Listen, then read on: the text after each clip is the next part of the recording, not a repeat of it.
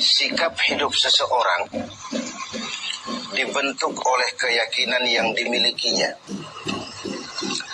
Sebagai Muslim, keyakinan kita berpatri pada dua kalimat syahadat.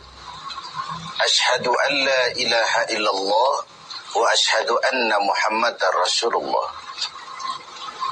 Kalimat ini membentuk perilaku kehidupan. Itulah ikrar yang kita ucapkan. Artinya, pada saat kita berkata asyhadu an la ilaha illallah, saya bersaksi tidak ada Tuhan selain Allah, kita sudah melaksanakan sebuah ikrar. Kalau saya yakin tidak ada Tuhan selain Allah, itu berarti saya tidak akan pernah takut kecuali hanya kepada Allah. Saya tidak akan pernah menggantungkan hidup kecuali hanya kepada Allah. Saya tidak akan melarikan persoalan kecuali hanya kepada Allah. Saya tidak akan minta tolong kecuali hanya kepada Allah. Saya tidak akan minta rezeki kecuali hanya kepada Allah. Berurat dan berakar itu di dalam hati, membentuk kepribadian dan mewarnai seluruh langkah kehidupan kita. Di zaman kita fasih betul mengucap dua kalimat syahadat. Tahlil pun lancar. Tetapi konsekuensi dari kalimat itu sering kita abaikan. Apalagi kita sedang berhadapan dengan zaman yang serba sulit seperti sekarang ini. Ekonomi yang belum pulih, lapangan kerja susah, pengangguran banyak, biaya hidup tinggi. Orang mudah mengalami proses pergeseran nilai. Sholatnya masih menghadap Allah, tapi kepengen dagangan laris menghadap dukun. Dicampurlah itu, iyyaka na'budu wa dukun nasta'in. Ini kan sudah gaya hidup yang sinkrit. Nah, puasa melahirkan keikhlasan. Kenapa? Karena ibadah ini seperti kita pernah bicarakan tanpa sugesti. Mungkin kalau kita sholat masih berharap dilihat orang. Kita membayar zakat, kita bersedekah masih berharap dilihat orang. Tapi dengan puasa hanya kita dan Allah saja. Ini harusnya melahirkan gaya hidup keikhlasan. Bahwa kalau kita sudah berbuat, yang penting kita dan Allah saja. Mau dipuji orang atau tidak, mau didengar orang atau tidak, mau dilihat orang atau tidak, yang penting saya sebagai pelaksana sebuah ibadah dan Allah sebagai tempat tujuan kenapa ibadah ini saya laksanakan. Karena itu, pada jumpa kita sore ini, kita akan bicara tentang ikhlas dalam menghadapi kehidupan ini. Sebab bukan saja hanya sholat kita harus ikhlas, puasa harus ikhlas, zakat harus ikhlas.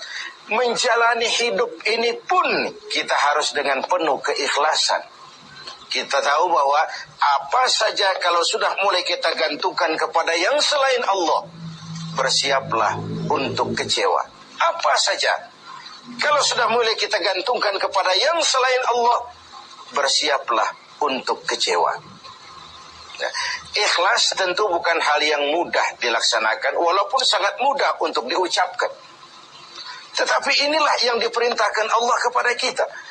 Kalian wa ma umiru illa liya'budullaha mukhlisin. Kalian tidak diperintahkan kecuali hanya menjadi penyembah Allah yang penuh keikhlasan.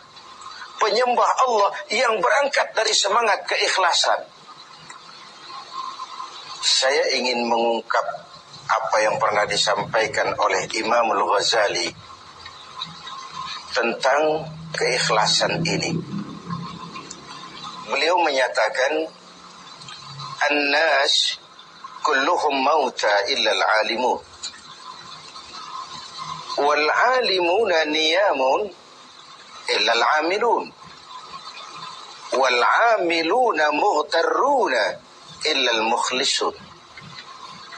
Manusia, kata Al-Ghazali, pada dasarnya mati, kecuali orang yang berilmu. Orang yang berilmu walaupun dia hidup, tidur, kecuali yang mengamalkan ilmunya. Dan orang yang mengamalkan ilmunya, banyak yang tertipu, kecuali yang ikhlas di dalam mengamalkannya. Begitulah dalam kehidupan ini. Manusia pada dasarnya mati kecuali orang yang berilmu.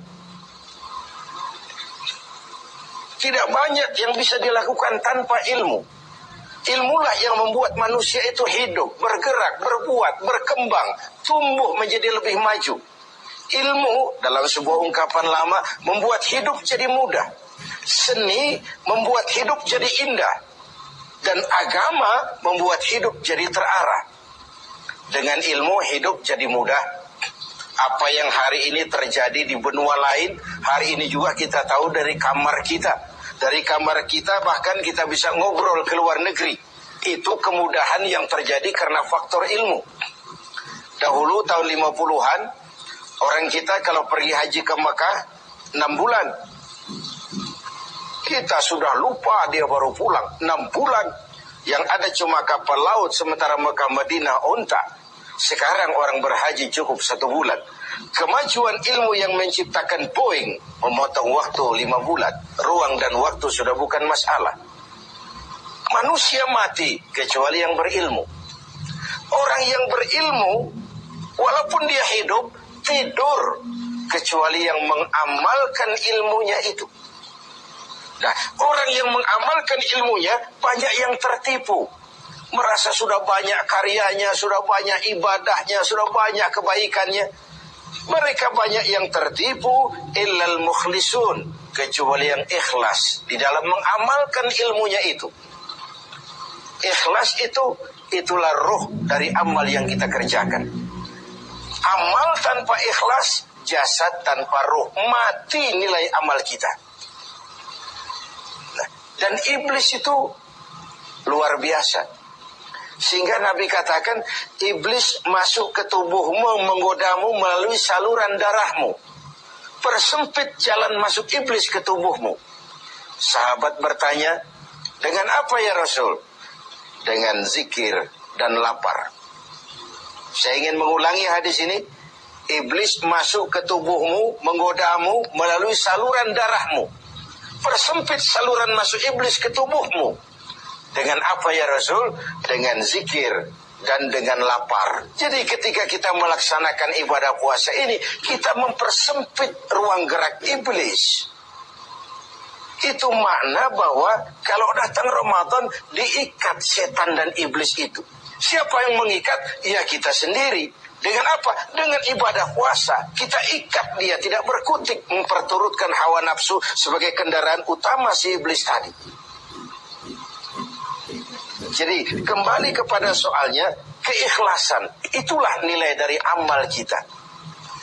Nah, iblis datang kepada setiap orang dengan bendera yang tidak sama. Iblis datang kepada orang kaya dengan bawa bendera bakhil. Iblis datang kepada penguasa dengan membawa bendera kezaliman. Iblis datang kepada para kiai dengan membawa bendera hasud, iri hati, dengki. Iblis datang kepada orang kaya dengan membawa bendera pelit, bin bakhil alias kikir.